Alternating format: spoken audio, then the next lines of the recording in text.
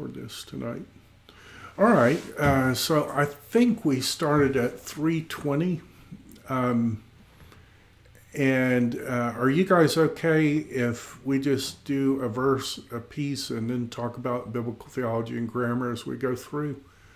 And Antonio, I think I had not put um, the numbers on, and so it might catch Antonio. And you're welcome to try the verse, or if you want to pass, just it's up to you.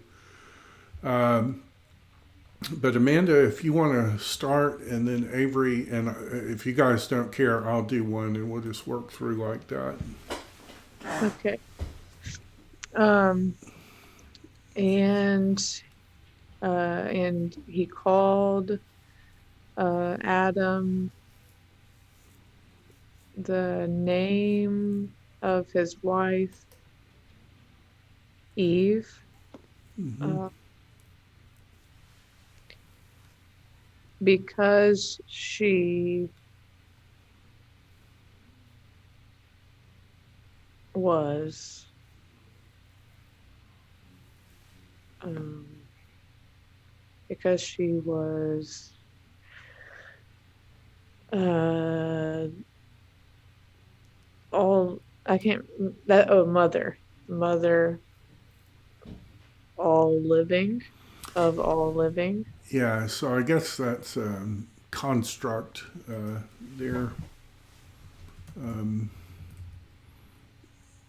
so it's spelled the same, but it's the accent pointing like that makes it the construct. So she was, and you could do that. She became, or she would become, or if the text implies that she had already had children, you could do it.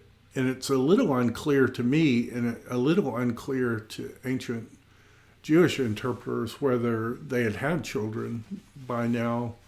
It does say, as part of the curse, I will greatly increase your pain in childbearing, which could be read that she had already had a child. But I don't know. And I don't know here. Um, uh, this English translation is usually the Revised Standard or New Revised Standard. So I think it's pretty clear. We could look at the Septuagint if I can pull it up.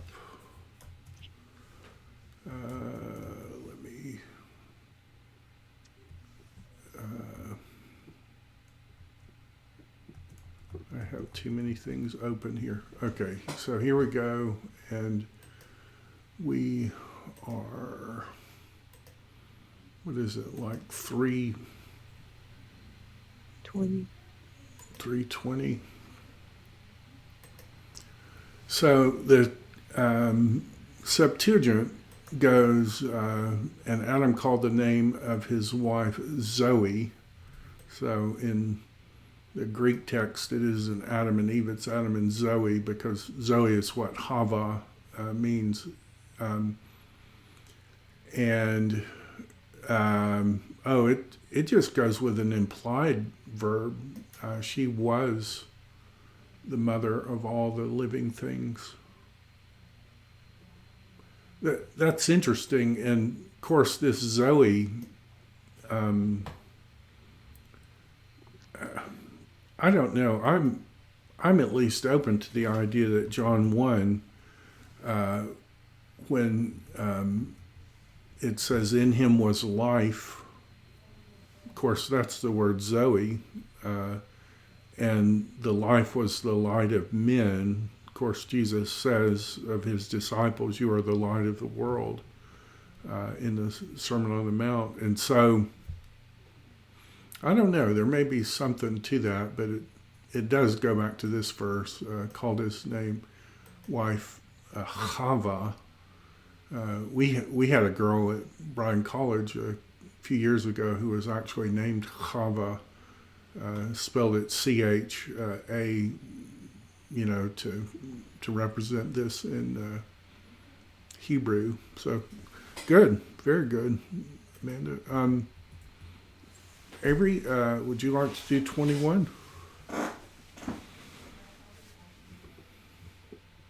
Sure, I can do that. Are we just translating or reading Yeah, Hebrew? we'll just translate Okay. today.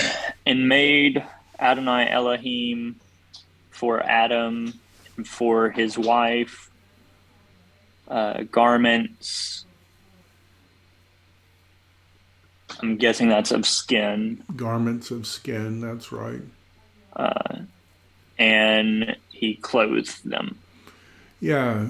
So Avery, do you notice anything in this verse that sparks your attention at all?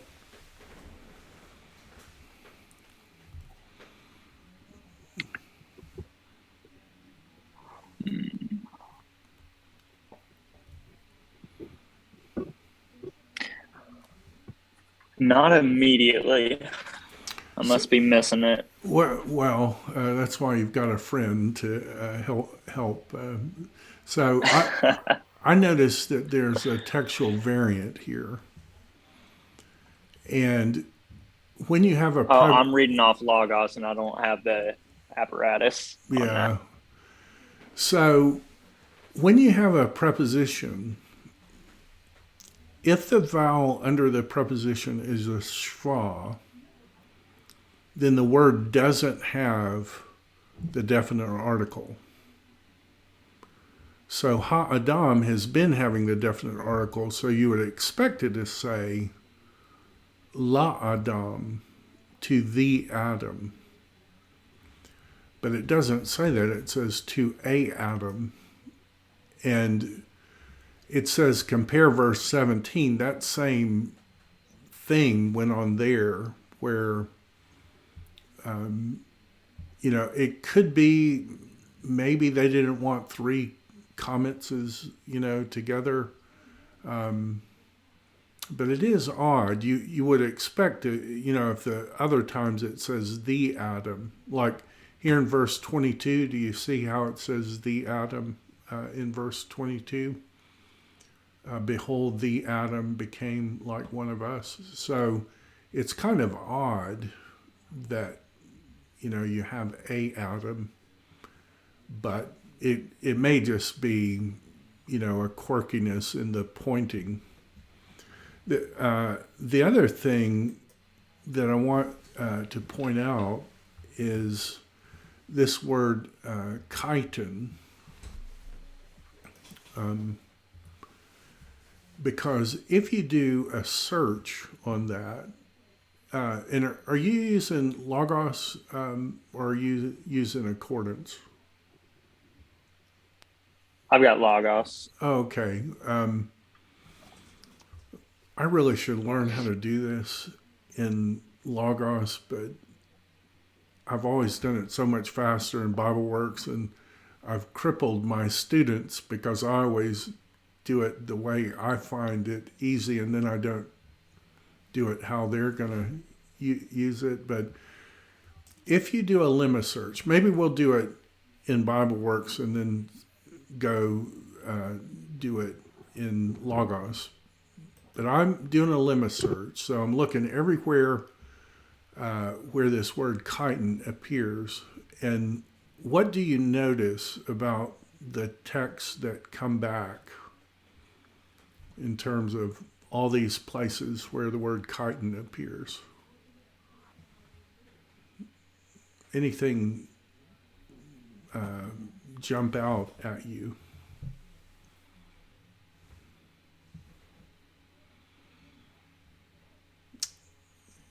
Do you recognize it's used a lot of places?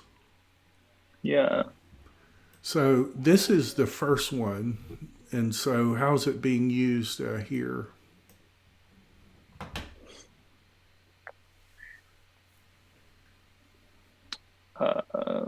Is that talking about Joseph? Oh, yeah, Joseph's robe. Yeah. And so all of these are a robe, that reached to his wrist, so kind of a royal. What about this one? How's it used here?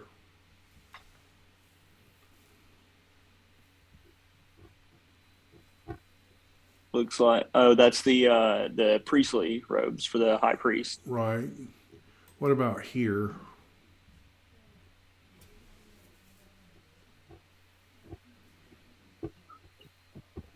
Royal daughters. Yeah. And what about here?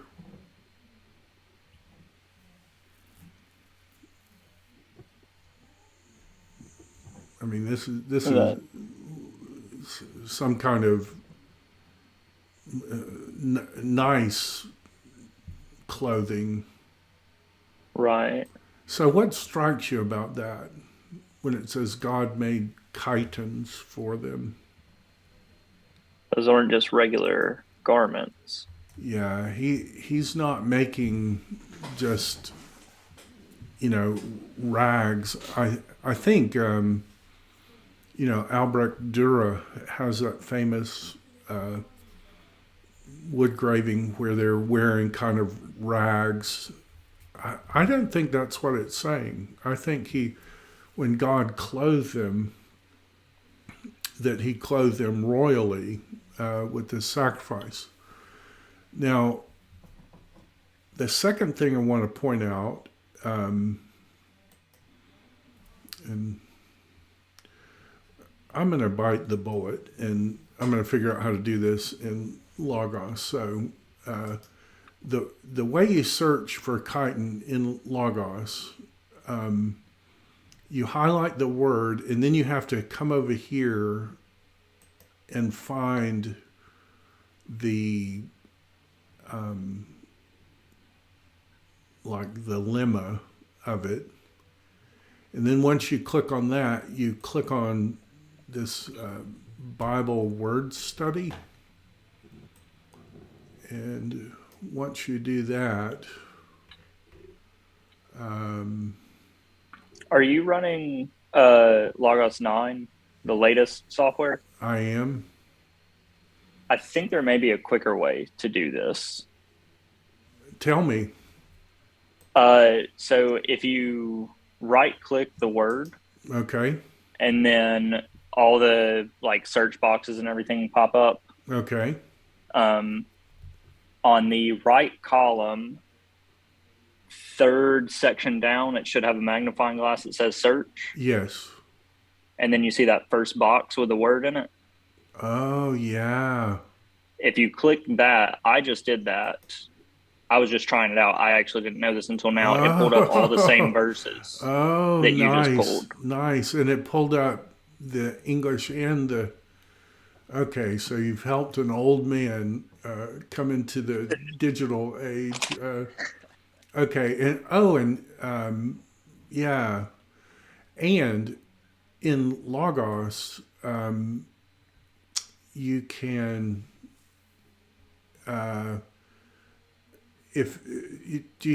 does everyone see the three little dots in the top right corner?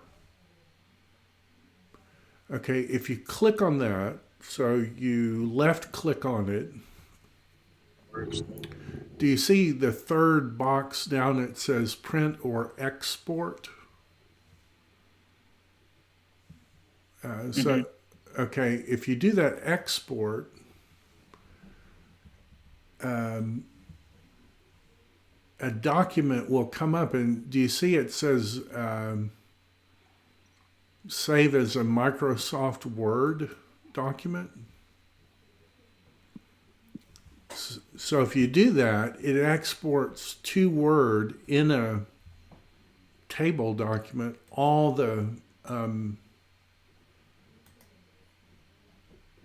those results, which is really nice because if you export it, then you can make a handout that people can see. Does everyone see how to do that?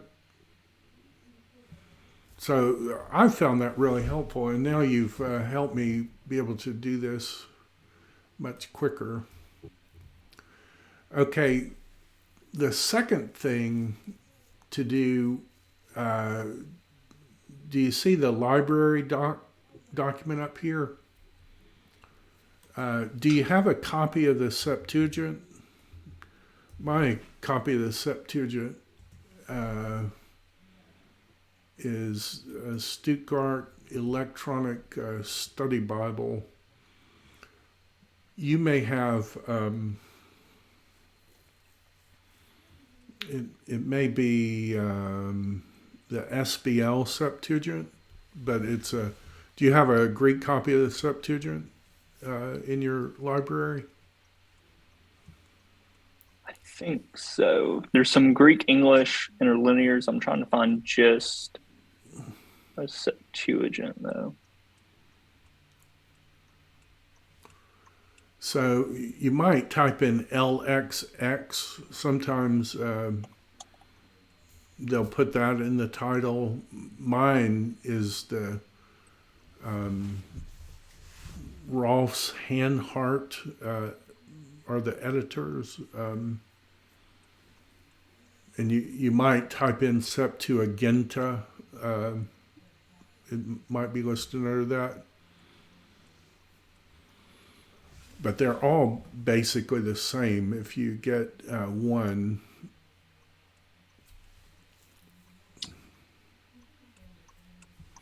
this is going to be worth the wait too. I've got Henry Barclay's Suite. Yeah, that will work. Okay. And so what you want to do is set this up where they're scrolling together. So you do link set A on both of them. And that way when you go to the next verse, it scrolls with you. You with me? Mm-hmm. Okay, and so this is the word you want to do. And I don't know if we do the same thing you did for the... Yeah, it only searched the Old Testament. We need the New Testament one for this one. I guess you do a search everything. And what you're going to find is it's this word enduo is the exact same word in what is it? Romans 13. It's the end of Romans 13 where it says, put on the Lord Jesus Christ. And the reason that's important,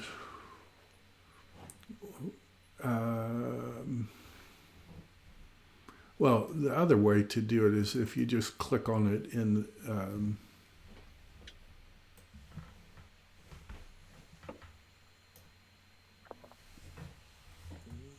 let me get where I can see you guys again. If you click on it, it will pull up the places in the New Testament. But the idea of being clothed in Jesus is the exact same background of God clothing Adam and Eve as he exiles them from Eden. He's, particularly if these are royal robes, well, I'm going to have to, all right, I'll go back on my thing and because I can do this easy and Bible Works. So here's our word, and I do the Lemo search on it.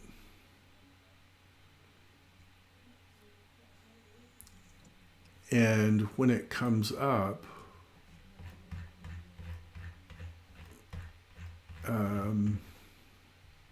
Yeah, it's 13:14.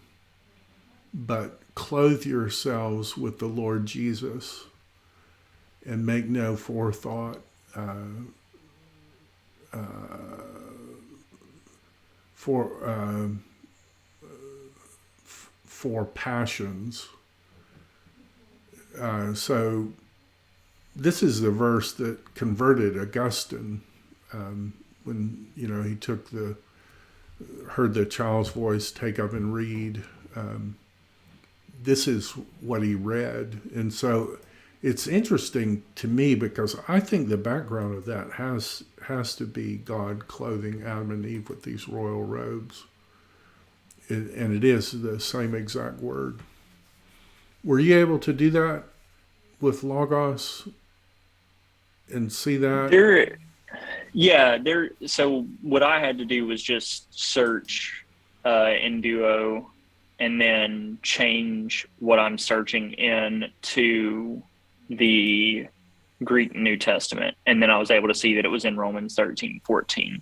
Yeah. There's got to be a way to do more than one resource to search in, where you could search Septuagint and Greek New Testament. I'm not good enough at Logos to know that. I'm not good enough either, but I can tell you that tool as an interpretive tool, where you're able to search the Septuagint and the New Testament, you definitely want to get Logos, where you can set it up where you're searching both the Septuagint and the New Testament, because you'll be amazed at how many times one passage is going to throw light on the other. Yeah, I can do some digging and see if I can figure out how to link that. I know that you can link two books. So, like, I linked BHS with Nestle Aland 28, and it treats that as one book. So, if I'm in the Old Testament, I can type in Galatians 5:1, and even though I'm in the Hebrew text, it'll automatically go to the New Testament. So that's nice thing, and I think you do that just under the library. And I did the same thing with Acot and Zerwick. I've got those linked so that I have them scroll together, when you're reading. Mm-hmm. So good. Questions about that before we go on?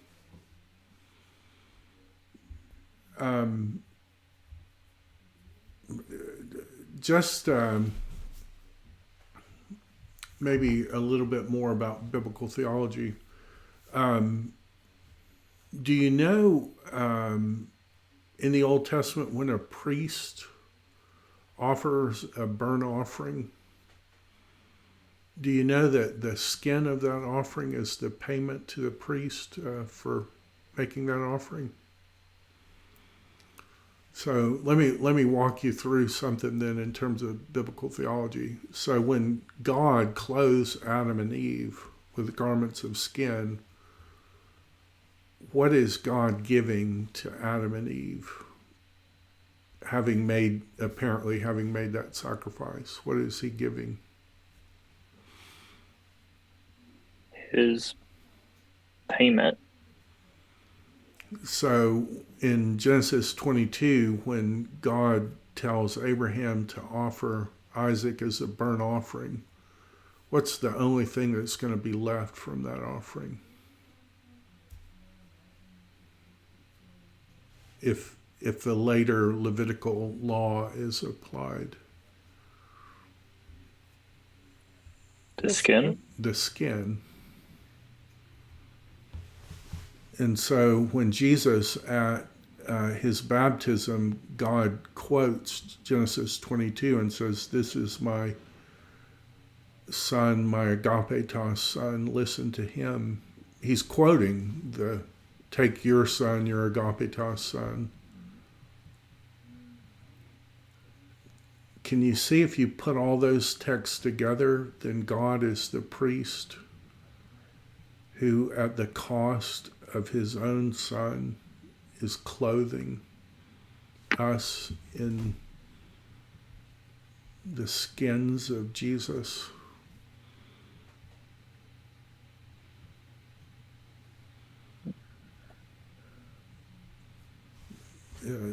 Genesis 22 is not about give your best to God. It's about God having given his best for you. That's good. That is good. Oh wow, I get this delightful long verse. That is so good. And the Lord God said, behold, the Adam became, and I'm going to translate it as a perfect, has become like one from us, to know good and raw, good and evil. And now, lest he send his hand. That's a really weird phrase because it's the exact phrase used in Genesis 22 of Abraham sending his hand to take the knife to slaughter his son. Now lest he send his hand and take from the tree of life and eat and live forever. So we're not quite finished with this sentence yet. So Amanda, you get to do the end of that sentence. And sent him. Good. Picked up the superlative. Good. The Lord God, the Garden of Eden, sent the Lord God the Garden of Eden. Or maybe from the Garden of Eden, maybe. From the Garden of Eden to work. Good. To work the ground which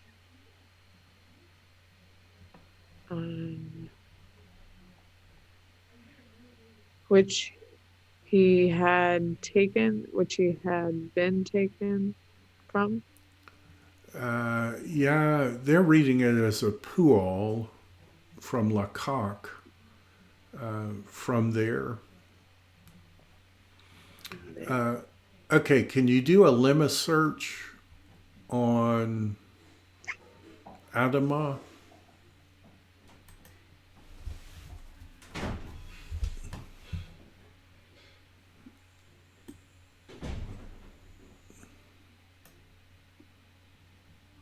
So I'm getting these passages. And you tell me when I'm going to get really happy about a passage.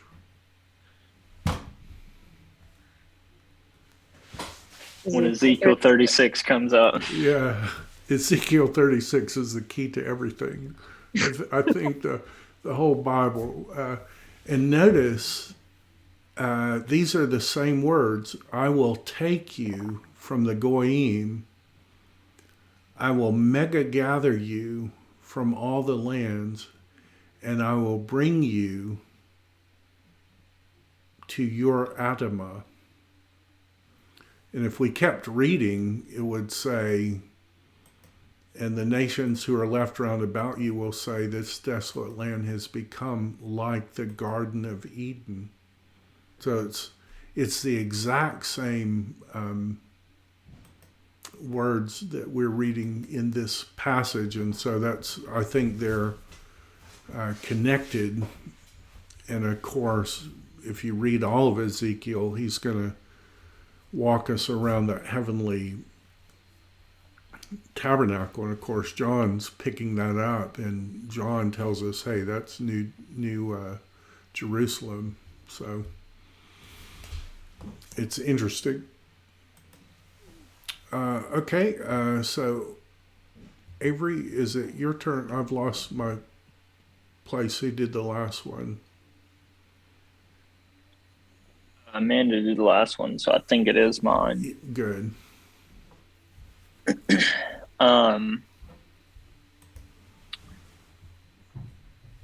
So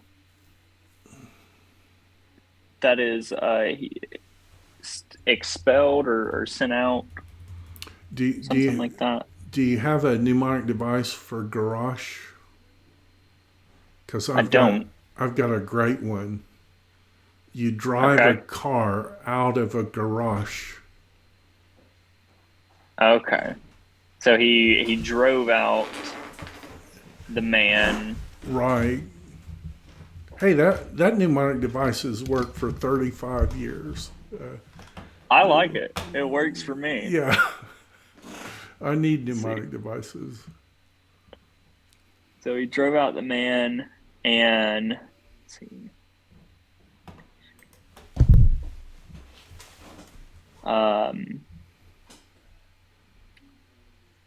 That's something about, is that dwell? Dwell. My mnemonic device is people live in Michigan, and Mishkan is dwelling.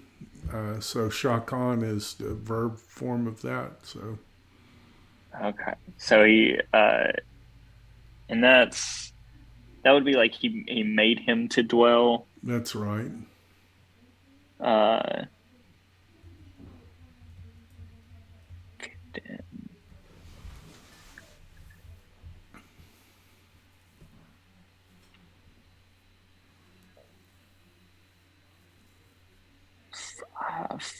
so I'm blanking on Kadem. From the east. From the east, and is that of the Garden of Eden? Good. The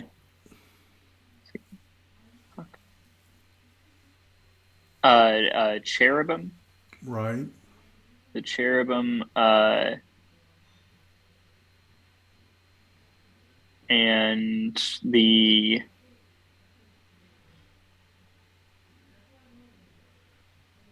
Flame, I remember having a lot of trouble with this one on the quiz. flame of the sword. So this is a construct, and see the little accent points, and usually when the accent's pointing to the next word, it's going to be a construct. And Okay. the flame of the sword. The sword. See, Hamitaha. So believe it or Kit. not, that's going to be a hithpael, feminine participle. Okay. So what is a hithpael? Is that the reflexive? It is. So, and I remember this one being kind of hard for me to remember. So that's something about turning.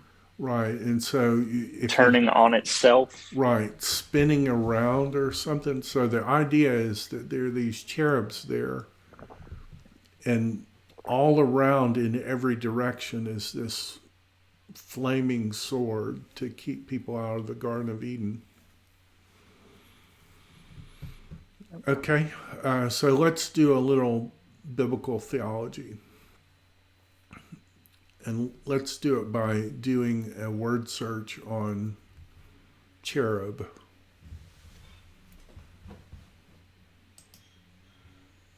So I want to find my new friend here.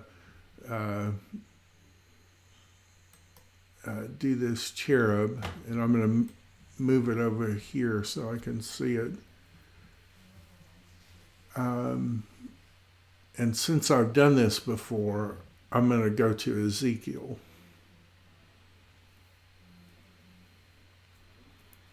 And it says, the man clothed linen go among the whirling wheels. Underneath the cherubs, fill your hands with burning coal. Scatter them over the city. So are you familiar with the vision in Ezekiel 10, like what's going on?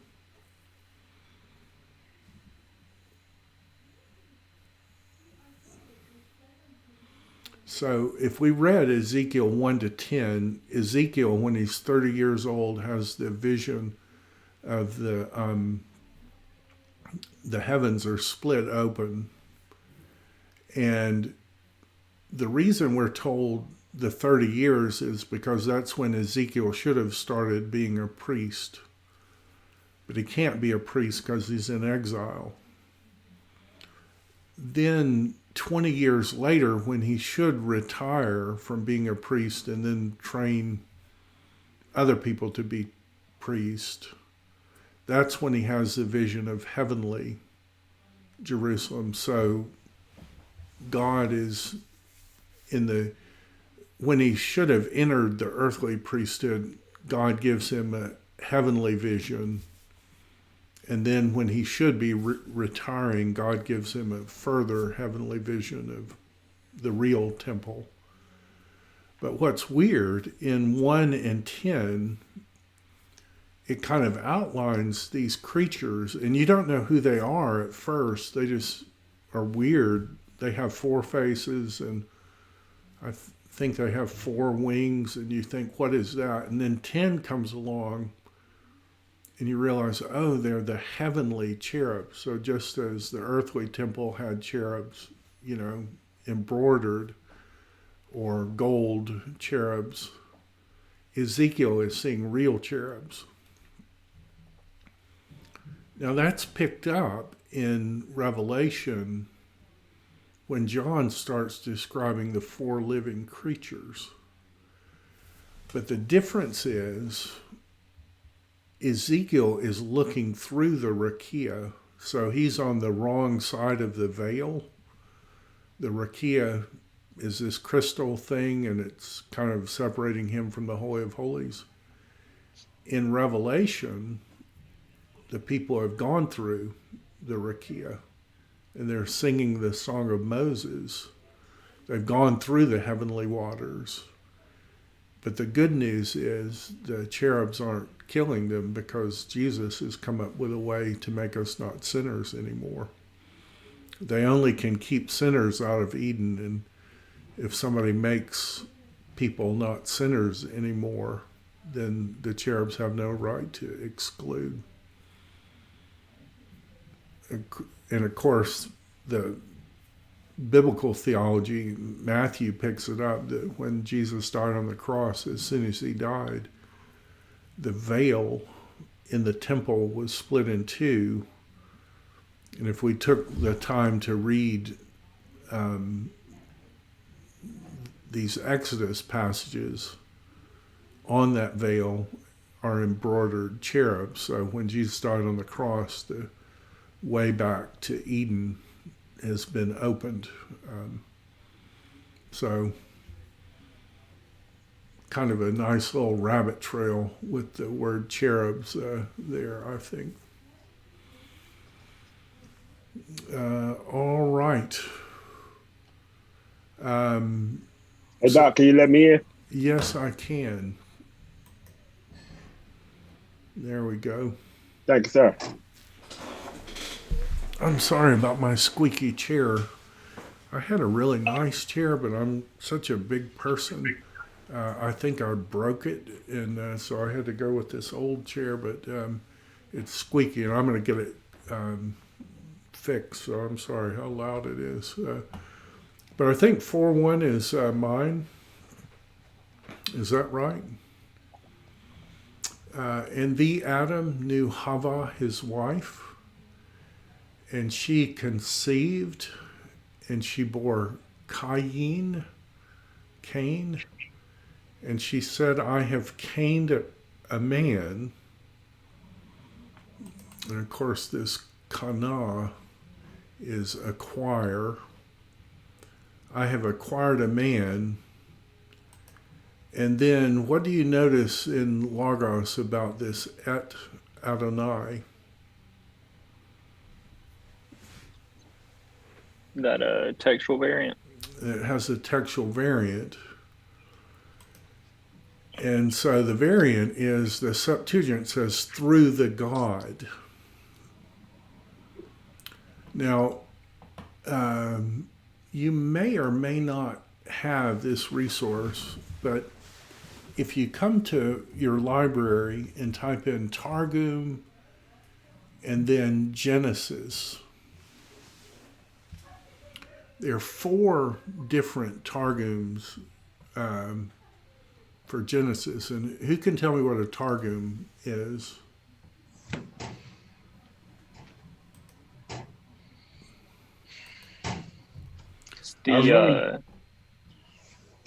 Sorry, go ahead, Antonio. No, I was just say I remember him talking about it, but I can't remember what it was.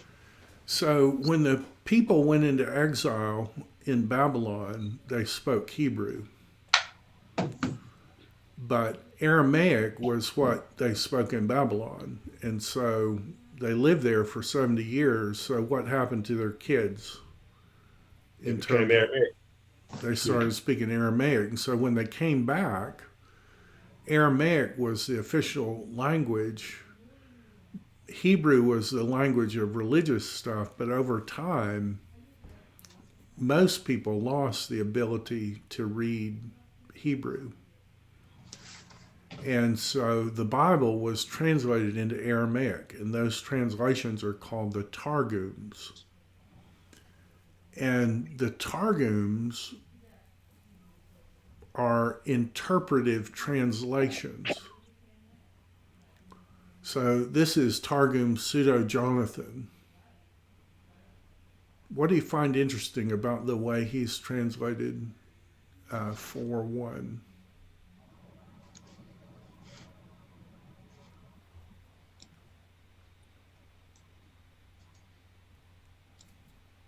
It's harder. The angel of the Lord. Now go back and look at the Hebrew.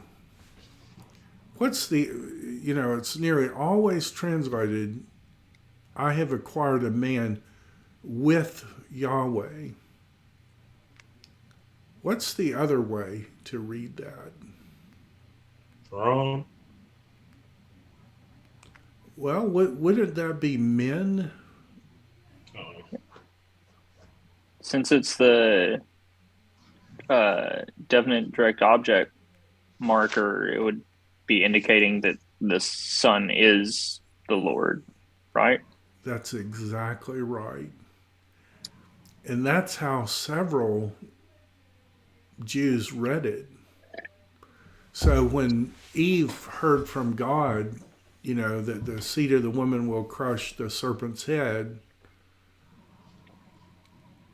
if you read it that way, who did Eve think Cain was? Almost God incarnate. Yeah. And of course, she's wrong about that.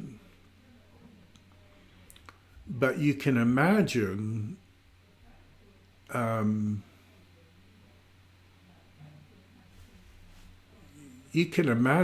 kind of misguided expectation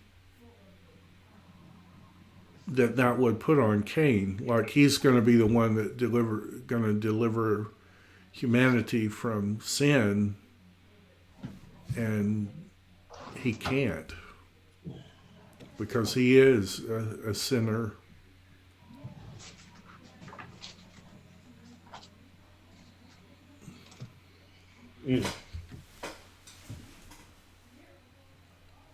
So Jewish writers struggled with that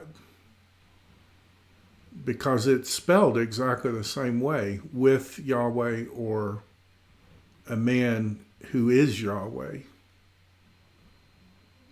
And even if you don't go that way, Cain's name means something like, God's gift, which is going to be really interesting when Amanda reads this next verse and we do a word search.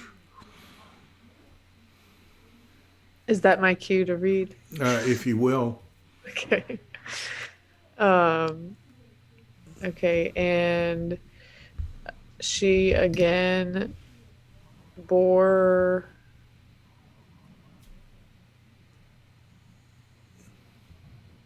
his Sorry. brother. Yeah. She again to bore. So I think you have to say it. She bore again Okay. his brother, Abel. Abel. And Abel was a keeper of sheep. Good. But Cain was worker of the ground. Good. Good. Now, two things we want to ask. Where else is the word Abel used in the Old Testament? The second question, where else is a keeper of flocks used in the Old Testament? So let's do the Lemo search first of Abel. And I think I'm going to be disappointed here, but we'll see. Yeah. So it's telling me the word Abel appears 4 times, or not that many times. And that's right. The name Abel only appears those times. But if we do that same search and we do it in an unpointed text, so we're just looking for the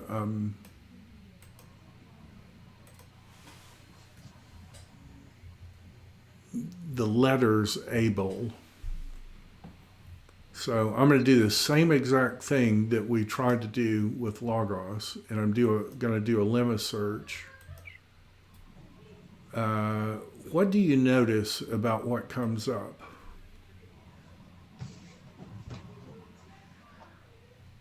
A lot of text. Okay, let's look at some of them.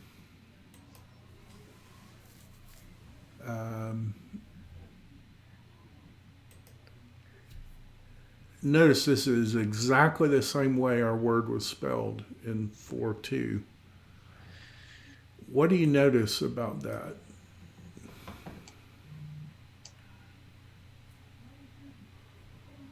How's it being translated there?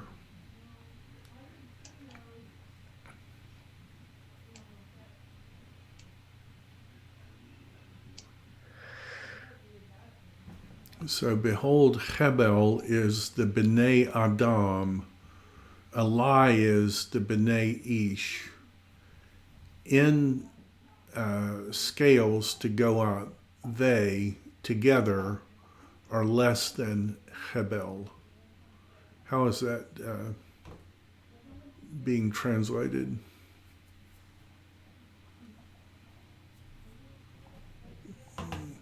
Well, here, let me do an easier one. How's it translated here? Vanity. Yeah. How about here?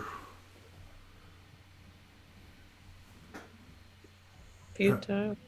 Yeah, it gets worse. How's it translated here? Worthless. Okay. So, what does the word Hebel mean in Hebrew? Vanity. Worthless. Nobody, nothing, less No. than nothing. One of these translates it a lie. Help me with that in terms of the meta narrative. It makes me think of 1 Corinthians 15, where Paul says, your faith is futile and vain if Christ has not been resurrected. And then he Wow. goes on to say, you know, that all men die in Adam, but all live in Christ. I don't know if that's the same word, but that's Yeah, where my went. I mean, you're thinking right there. I think of 1 Corinthians 1, not many of you are powerful, not many of you were of noble birth. God has chosen the things that are not to usurp the things that are. Help me with those names being the names of Adam and Eve's children. What did they think of Cain, and what did they think of Abel? They thought Don't Cain seem like they thought would much be a of god. Abel. Why would you name your kids? One of them, you're almost naming God incarnate, and the other one, you're naming the nothing, nobody, vanity, worthless. Why in the world would you do that? And then the second question, which one is accepted by God when he comes with the offering that his parents had told him that God showed them how to do?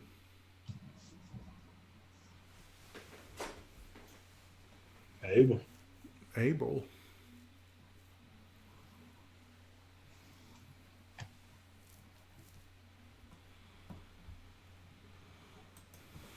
All right. Avery, would you like to do 3? And Antonio, if Yeah. there's one of these that you recognize and say, hey, I can get that, just stop me and I'll let you jump in. But Y'all doing fine. I was about to say, Antonio, if you want to take this one, you're more than welcome. Avery, you're doing just fine, brother. I didn't get a chance to translate them. I didn't know what verses they were. So I'm listening. That is totally my fault. All right. Let's see, Vaihi. And it was from Kate's. The end, from the end. Oh, It was from the end. I'm falling down on my job here. Sorry. It'd be easier. That's all right. It was from the end. Is Yamim? Is that like time? Days. Is that a play on like right. days? Okay, It I was is. recognizing Yom there. Yeah, it is a play. It came about at the end of days. I think there's some prophetic foreshadowing there as well, but Interesting. Like Day of the Lord stuff? yeah, yeah. Okay. Most translations do that different. Is that In like the idiomatic? They do it. Most do it in the course of time, but I think it's that subtle artistic play on words. You know, it came about from the end of days. It means in the course of time, but it also is whispering that it may be some kind of meta narrative, because this pattern is going to replay itself over and over, where those who refuse to accept God's sacrifice and who want to make their own peace with God, they always end up killing the people who rely on God's sacrifice.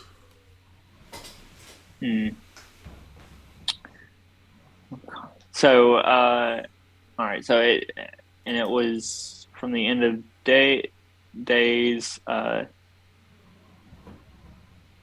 and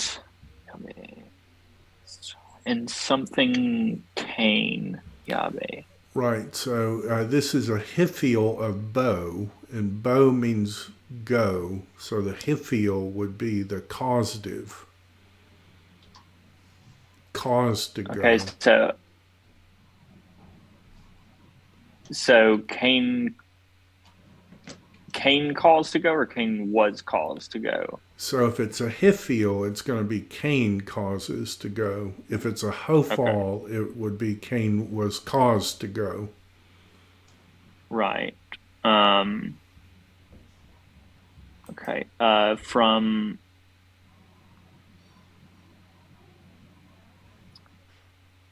Sorry, I'm struggling tonight. From the something from the ground, from the fruit of the ground. Right. From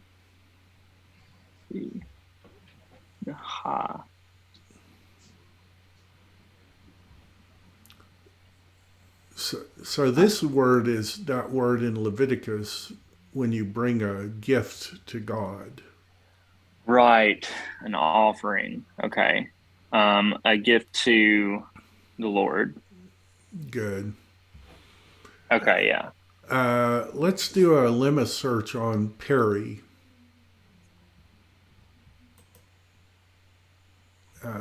So when you do a Lemo search on Perry, which I'm really liking this new feature, I'm not having to go to BibleWorks. I'm going to scroll down, and where am I going to get really happy? Oh my goodness, it's not pulling up my passage. Ezekiel 36? Ezekiel 36, and I will make great the fruit of the tree and the produce of the field. This is more That's interesting. Eden language, but I don't know why. It pulled it up. I've got Ezekiel 36:8 and 36:30. Why is it not? What did I do wrong?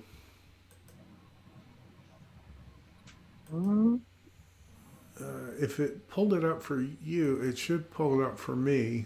Let me see if I can do Right. it.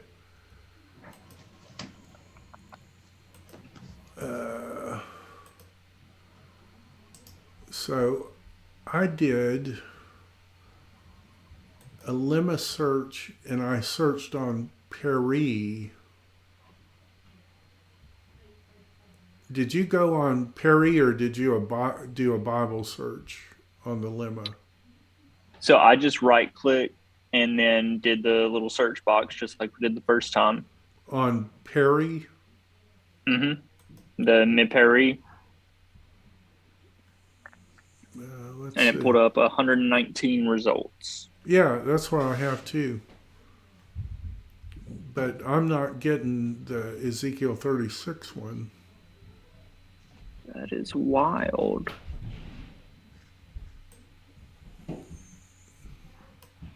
Maybe I have something set up wrong.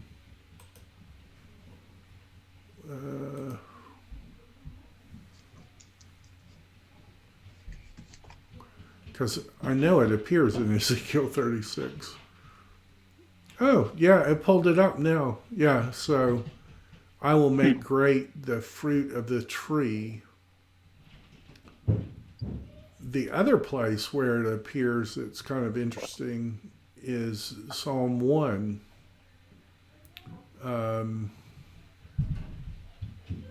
He will be like a tree planted by the streams of water, which his fruit he gives in his time. His leaf does not become foolish. In everything he does, he prospers. That's saying the man who meditates on God's law is like the tree of life. And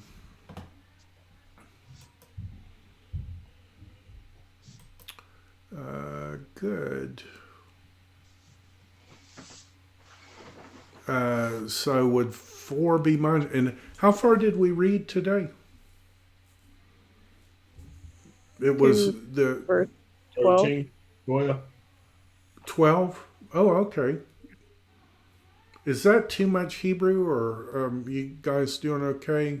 I've been adding a little bit every time we read, so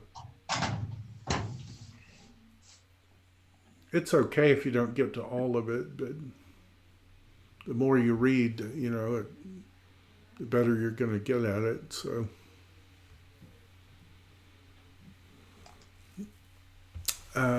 fruit of the Adamah, and so I'll do 4, and Hebel, the insignificant one, the worthless one, the vanity. He brought also from the firstborn of his flock, from their fat portions.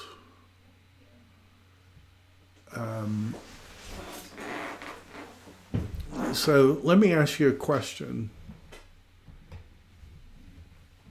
How did Abel know to kill an animal and bring that dead animal to God?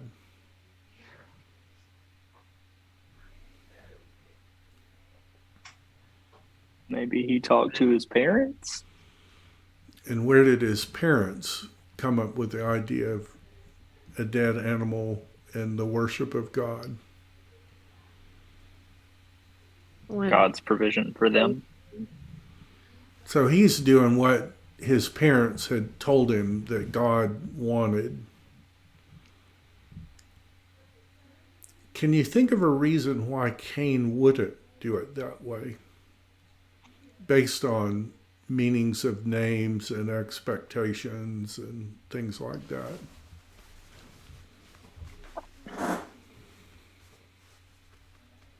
He's the chosen one.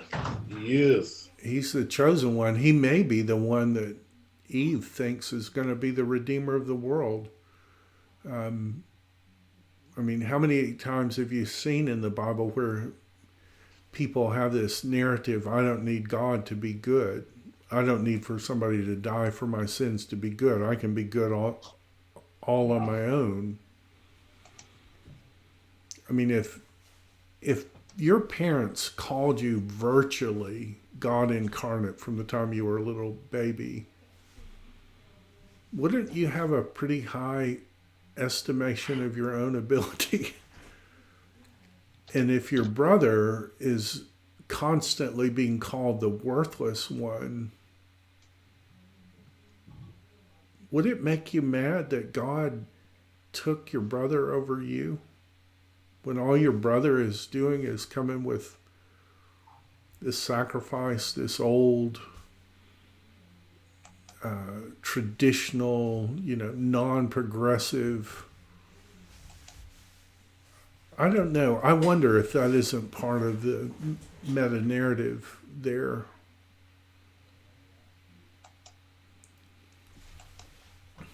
That's good. Of course, all this language is Levitical language from the fat portions. That's, you read Leviticus 1 and 2. This is verbatim.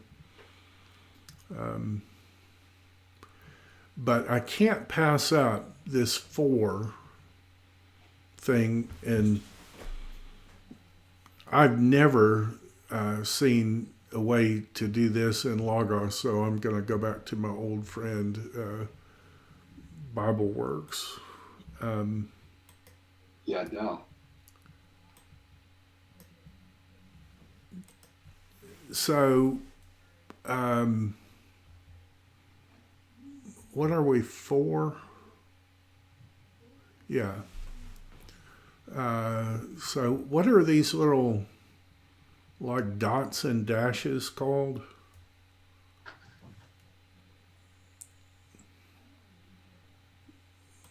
Like, what's the technical term for the dots and dashes? Pointing. Pointing. And when was the pointing done? No, it was later. 400 AD. Oh, Oh, yeah, I was off. I was way off. So, so which one of these would be the way Jewish people read it? The first. That.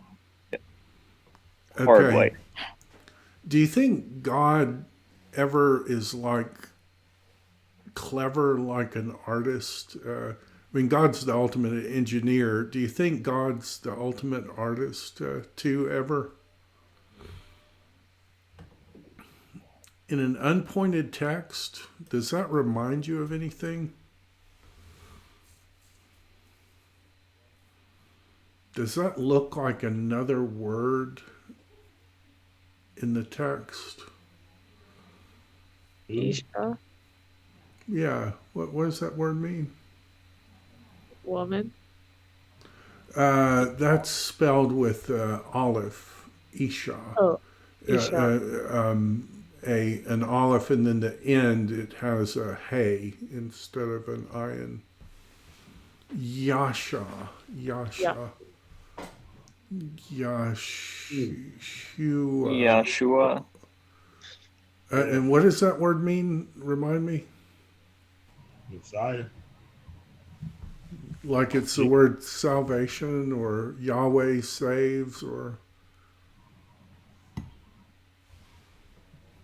I mean, is it too far to say Yahweh Jesus to Abel in his offering? I mean, in an unpointed text, doesn't it almost say that? I wonder.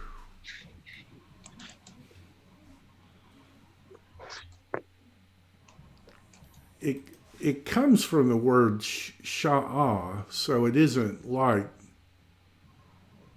save, but it is interesting that with the performative, it's almost spelled like the word salvation. I don't know. I may be a maximalist, but I'm an unapologetic maximalist. Okay, so would this be yours, Amanda? Yes, I believe so.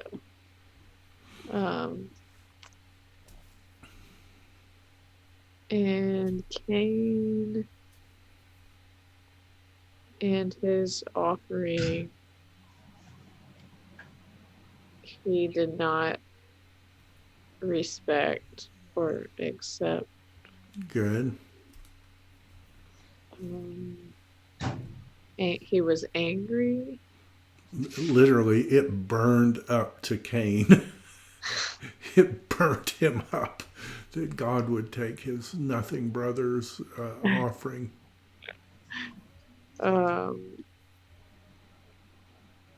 He was angry, Cain.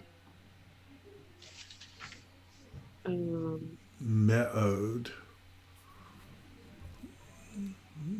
God looked at all he had created and it was Tov Me'od. Very, Very. very.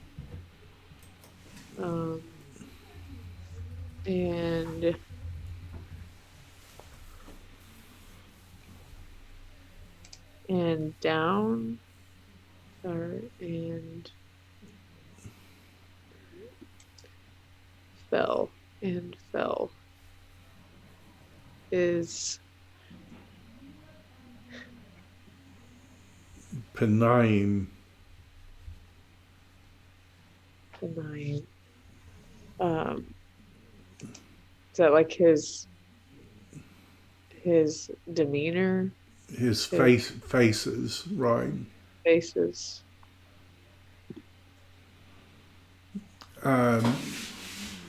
So can I ask a cheeky question of everyone? If you ever had that debate in Genesis 6 about the sons of God and daughters of men, and always in that question, always in that discussion, it comes up, who are the blank? The Nephilim, and then where does the discussion go from there? The Nephilim are normally in my. Go ahead. I was just going to say, in my experience of like angels, some kind of angels or giants on earth. Yeah, and then the question is, how do they survive the flood, since they're there before the flood, and then they're there after the flood, and the whole angels and women. Okay, so I don't think Jude supports that. I don't think Peter supports that. But I might point out that when Cain is rejected, what does it say happens to his face? Fell. It fell. And what word is the word fell from? Nifal. Oh, you mean in this verse in 6 where it says Naphelu? Yeah, I don't know who the Nephilim are. I mean, it's just a clueless thing. I mean, yeah, I'll probably go with that. Angels. Sorry, I couldn't say it out loud. There's only one Son of God who ever married a daughter of Adam, where her beauty didn't turn him away from one fallen daughter of Adam, where her beauty didn't turn him from God, and he did it by giving her a new heart. It has nothing to do with angels and women. It has everything to do with God's people intermarrying with pagans. But I don't know. We're going to see that when we actually read the text. But I just would point out it does come from Nephal, and it almost says Nephilim here, but for some reason this doesn't really come up in the discussion. But why is it that in the English that they have that word capitalized? Well, because nobody knows what to do with it at first. You know, the Septuagint translates it the gigantes, the giants. And so immediately you go to like Goliath, and so they're treating Nephilim as like this race of giants. And they may be big people, but I don't think it means that they're demon spawn. I mean, what would the moral of this story be if it's angels sleeping with women? The moral would be, it doesn't matter how much you call on God for help. If some woman sleeps with an angel somewhere, God's going to kill all of us in the judgment. Versus, where do you know in the text where this first audience was tempted to intermarry with Canaanites or intermarry with pagan women? Is there any place in the text where the people who got this text were faced with that temptation that you can think of? What do you mean, Doc? Like the Israelites receiving this from Moses? Yes. Oh, okay. Yeah, I guess they're entering the promised land, or When the Canaanites. Right. When Balaam says, I can't curse them, but he says, I do have a plan B. What's the plan B? To marry them? Right. Find the most beautiful pagan women you can find, have them intermarry, and what will happen? They'll turn them into their religion. Right.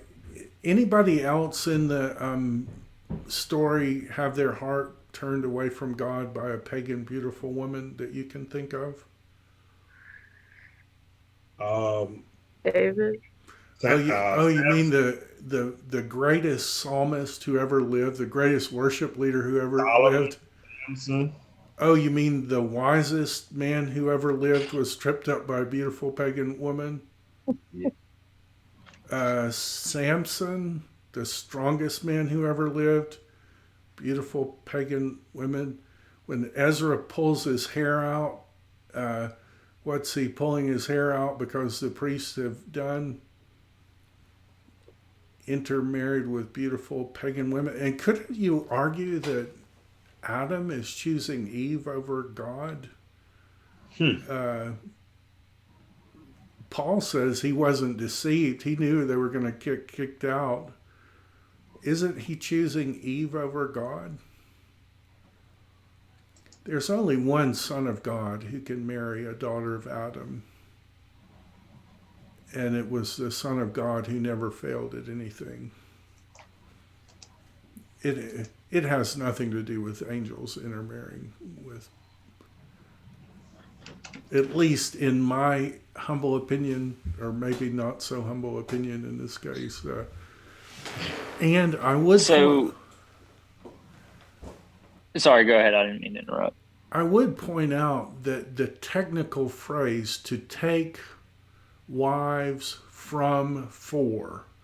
So if you just go in to BibleWorks and type in the word take and the word wives and the word from and the word for, it's going to pull up 25 times where that phrase appears, and every single one of them is in the context, don't intermarry with pagan women. It has nothing to do with angels. And Jesus said angels don't procreate. And so people say, Job 2, Job 2, it's the angels coming, to God in heaven. Oh, you mean when it says the sons of God came and stood before Yahweh? You mean the exact phrase of people coming to the temple and standing before God, and when they come, Satan comes to accuse them? And so people say, Job 38. Job 38 says the sons of God praised Yahweh before creation. Clearly has to be angels because no people were created yet. Well, let me ask a question. The sons of God there are associated with stars. Do you know anywhere else in the scripture where something is associated with stars?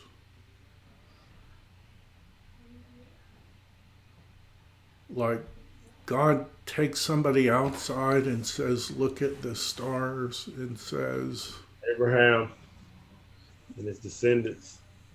Oh, you mean like the physical, like Israel, like let my firstborn son go? People say, sons of God has never applied to Israel. Really? I thought the text said Israel's my firstborn son. I thought Deuteronomy 32 said, let my sons and daughters. It's not angels. It's God's people, and God's people are intermarrying. We're going to see the two genealogies are the pagan genealogy of Cain, and then those calling on the name of the Lord who are Seth. But anyway, I will just point out that on my side is the actual verb. Nafal is applied to Cain here. But I don't know. You be a Berean, you judge for yourself. But Avery, you were gonna ask a good question. Yeah, I'm just, well, I don't know if it'll be good, but it's a question. Since it is Nephilim there, I'm thinking, could that then be read, the cause to fall were on the earth in those days and also afterward and so on? And if so, that would kind of lead me to think that like, would there be a connection between that and then the fact that the sons of God are marrying daughters of man, these pagan women, and that's causing them to fall away from this covenantal relationship with Right. God? Could there be a Right. connection there as well? Right. When you look at the genealogy given in 4, it's all men, right? Until we get to this rascally character who decides to marry 2 women. And then he has these 3 just overachieving sons, like the first rock star, the first Amazon guy, the Mark Cuban guy, and then a girl is listed. And she's given a name, Naamah. And you know how in Hebrew every name means something. So Avery, you've got a great question that's going to really support your idea when you do a Lemo search on the word Naamah. And it's going to pull up 2 things that you're going to find really interesting. And it's going to bring a smile to your face. I can see it. What do you see? What is the word Naamah? I'm still trying to find the word to do the search. It's in the end here. Where's that? That's 4 and 22.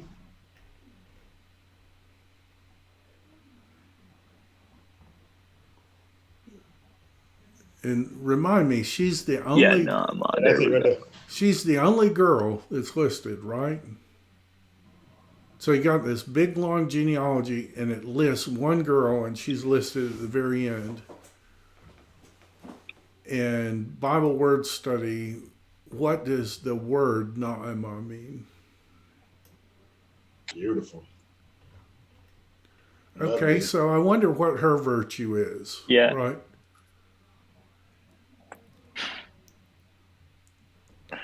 And now we're going to do what you showed me of search the other places where the word Naamah appears. And I'm seeing 1 Kings 14:21. Mm-hmm. What do you find interesting about 1 Kings 14:21? Naamah was the mother of Rehoboam. Am I reading that right? Who is Rehoboam?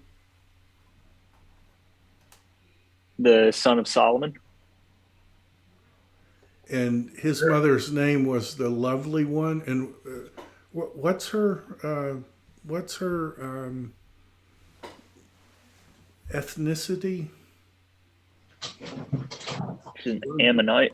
Oh, you mean God? The one God said, "Don't intermarry because they'll turn your heart away from God." You mean that one?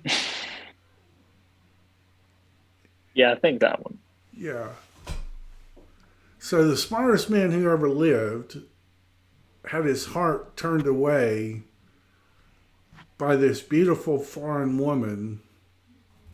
Yeah, I think the angel's story makes a lot of sense. Because all of us know that the biggest temptation that we all ever face is we might know somebody who might sleep with an angel, right? I mean, that's... Or is it, I know she's a pagan, but man, she's beautiful. And I'll lead her to Jesus. You know, we'll have Bible study, and I know she's a pagan, but we'll come to church, you know.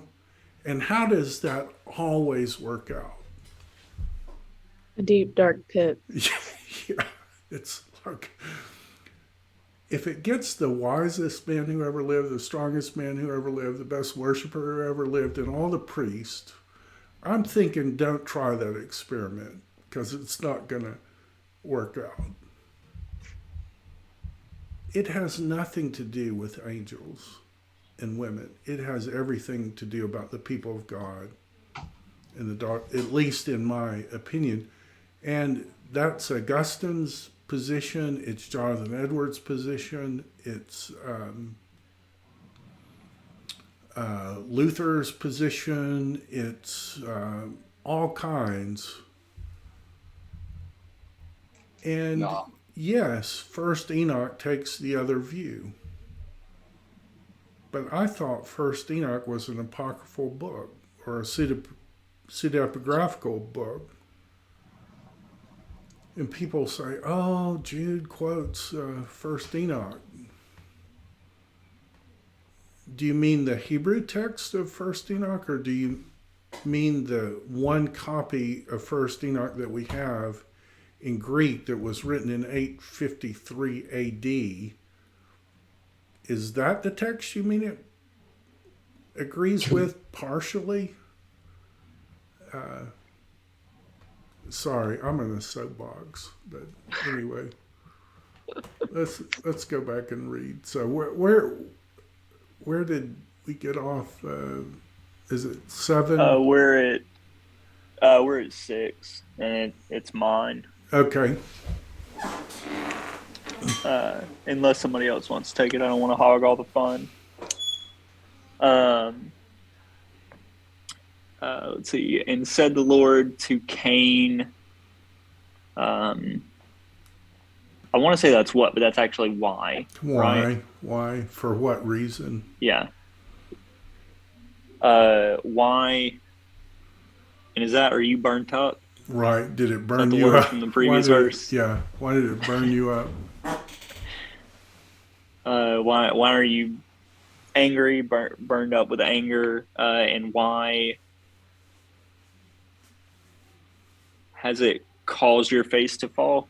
Or why did your face fall? Why did your countenance fall? So 7 would be mine, right? Oh, I'm so glad 7 is mine. Is it not, if you do well, to be lifted up? But if you do not do well, to the door sin is crouching, and to you is its desire. Now this is the same thing when Eve is cursed and it says your desire will be for your husband. I don't think that's a positive desire. I think it's a desire to like get you, because that's how this is. Its desire is toward you, and you must rule over it. Now, are any of you John Steinbeck fans?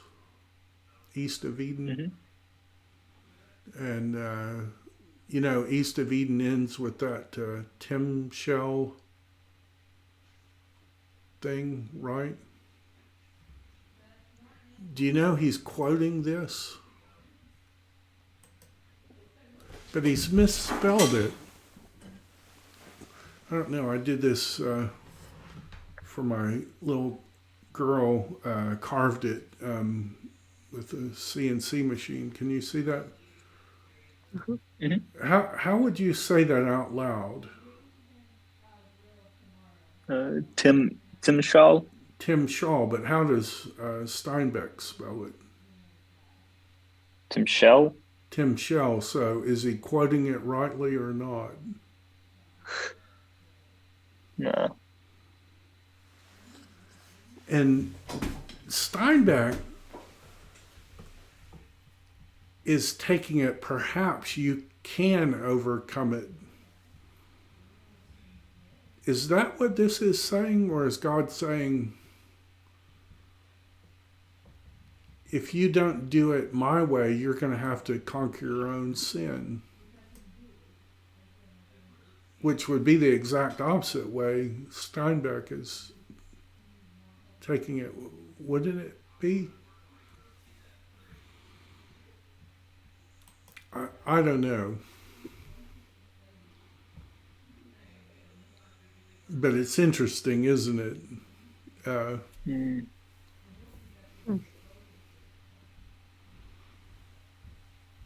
Because I think what the Lord is saying is that if you won't come helplessly covered by the sacrifice that I've made, then you're going to have to conquer your own sin. And he can't. That's why in the next verse he kills his brother. It's interesting, if he's rejecting a blood sacrifice because it seemed too kind of barbaric to him, he ends up killing his brother, and that's much more barbaric.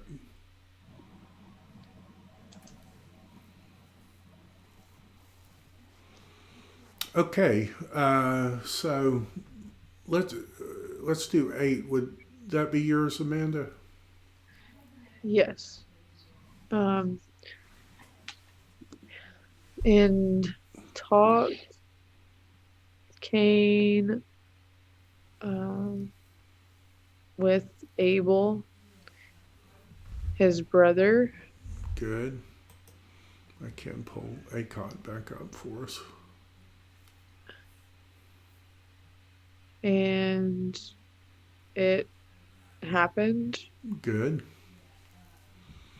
Then this is going to be an infinitive construct. In the to be them in the field is what it literally says. In Okay. to be them in the field. So how would you do that in English? And to be them in the field. Yeah, so this is an infinitive construct with the preposition in and then the subformative them.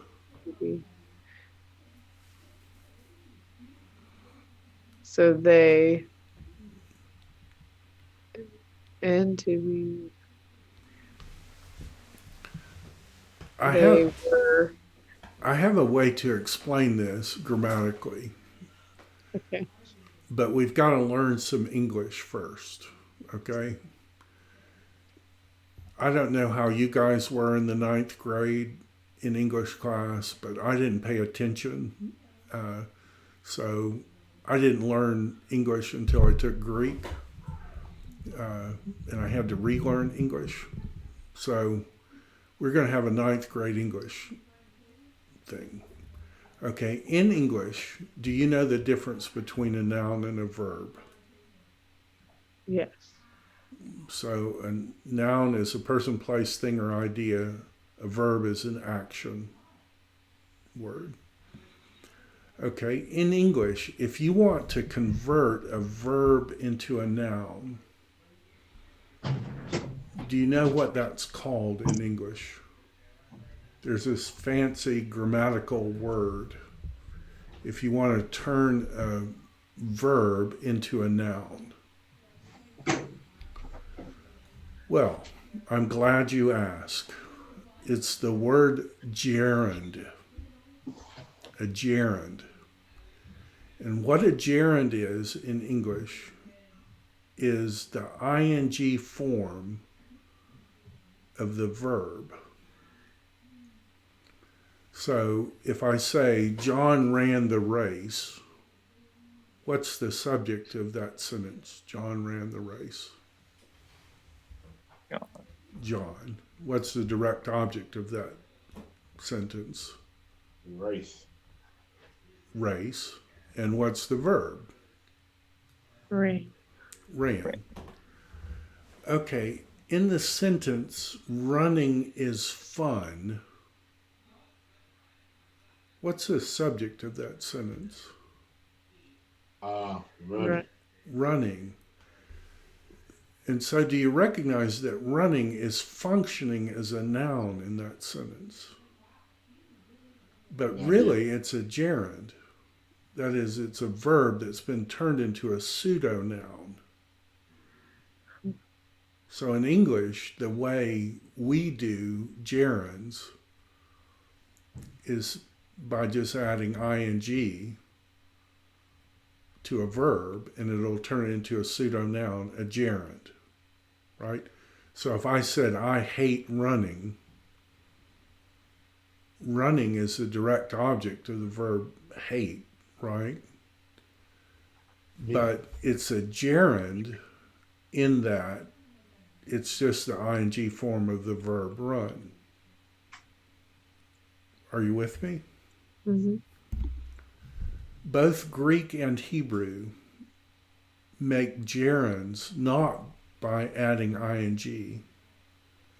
They make gerunds by simply putting the word the with the verb. The to run is fun. So they're using what's called an articular infinitive. So an articular infinitive in Greek and Hebrew is exactly the same thing a gerund is in English. So this is our sentence. In the to be them, that's an infinitive construct with a preposition. And they're just treating that infinitive as if it were a pseudo-noun.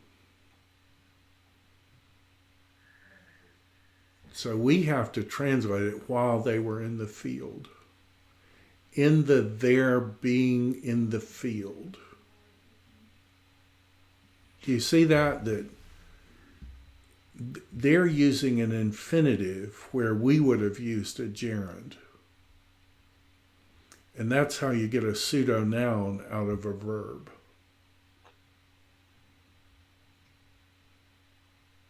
Does that make any sense? Yes. That's why that grammar is hard. So the more you see, I remember the first time I ever saw one in Greek. I think I'd been reading Greek for a lot of years, and I came on this articular infinitive. I thought, I don't know what that is at all.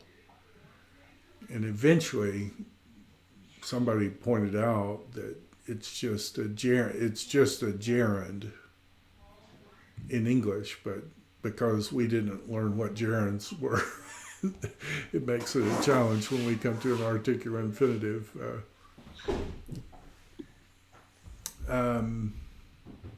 Good. So it came about while they were in the field, and then I think you're here, maybe. Yes. And rose up Cain against Abel, his brother, and killed him. Okay. Can you do any better with the word harag? Like, what does harag mean? Is it like mega kill? Yeah, like slaughtered the. He just didn't kill him. Like, he just Butchered. lost it. He slaughtered the daylights out of him.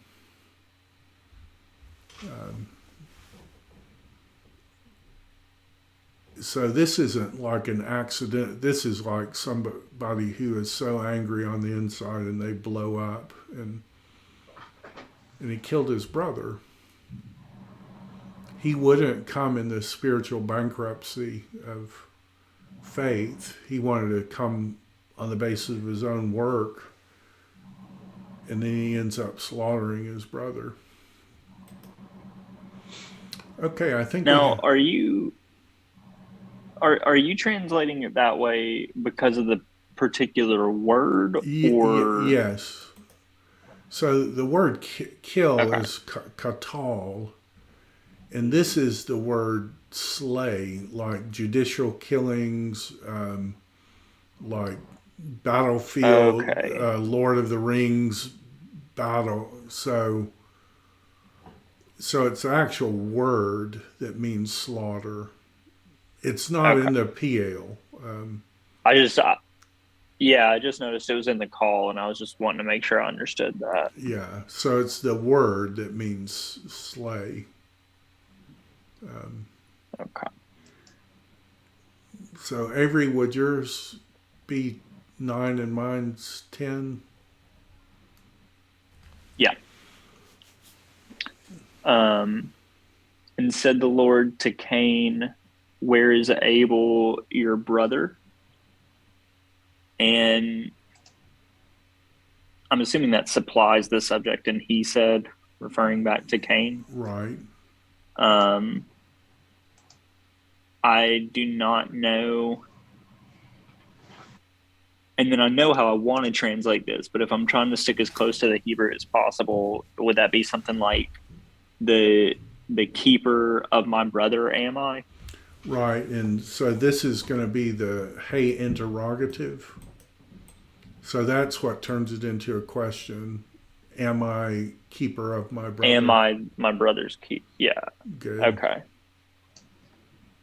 And notice he's killed his brother, but he's kind of a smart aleck with God now, just like he got that from Adam and Eve, they won't answer God with a straight answer. It's, oh, the woman, it's, oh, this, versus I'm guilty and I did something wrong. And he said, what have you done? So do you pick up that there's an echo there of what God had said to Eve? What is this you've done? And maybe to Adam too. The voice of the bloods of your brother. So blood is in the plural. And notice the cry out participle is plural, so it's going back to the blood, not the voice. The sound of the bloods crying out to me from the Adamah. What have you done? The sound of the bloods of your brother, those bloods are crying out to me from the Adamah. All right, and just two more. I get gypped. You guys get the two things.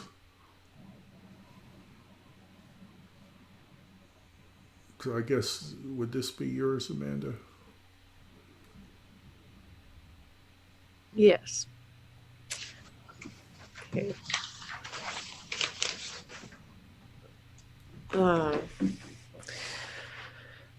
So now, cursed are you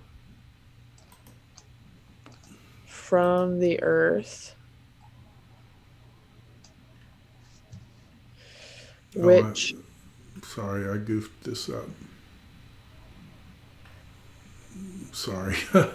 You're okay. All right. Okay. Has opened its mouth. Good.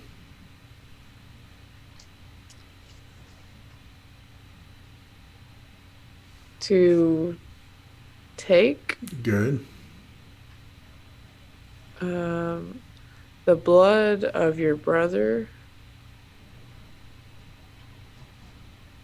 from your hand. Good. And our very last one.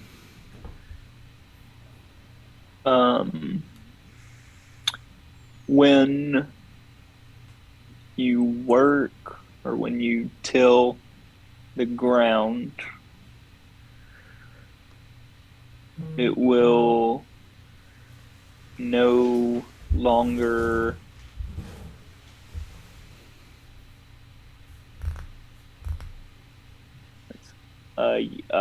yield its strength.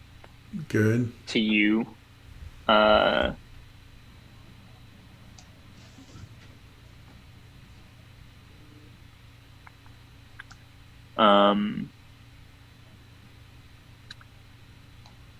Yeah.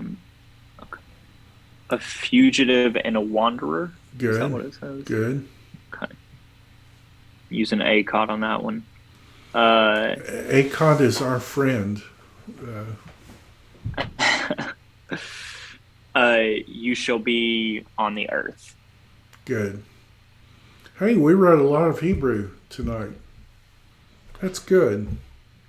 And we got to do biblical theology. That's good. All right, so I sent an updated version of Quiz 5 to you. I think I had the numbers wrong. The words are right, but the numbers were wrong. I think the numbers are right now. So I hope you guys have a great week, and I'll see you on Tuesday. Thank you, Dr. Davis. Have a good night. You too. Yeah. Thanks. See y'all.